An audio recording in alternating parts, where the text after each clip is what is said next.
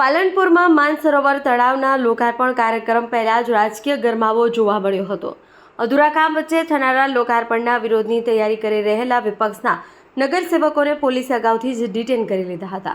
પાલનપુરમાં માનસરોવર તળાવના લોકાર્પણ કાર્યક્રમમાં પહોંચવા જતા વિપક્ષના કોર્પોરેટરોને પોલીસે રસ્તામાં જ રોકી દીધા અને બાદમાં તેમને ડિટેન કરવામાં આવ્યા। નોંધનીય બાબત એ છે કે લોકાર્પણની તકતીમાં જેમના નામ સામેલ છે એવા નગરસેવકોને પણ પોલીસે રોકી ડિટેન કર્યા હતા। વિપક્ષનો આક્ષેપ છે કે માનસરોવરનું કામ હજુ પૂર્ણ થયું નથી, છતાં લોકાર્પણ કરવામાં આવી રહ્યું છે।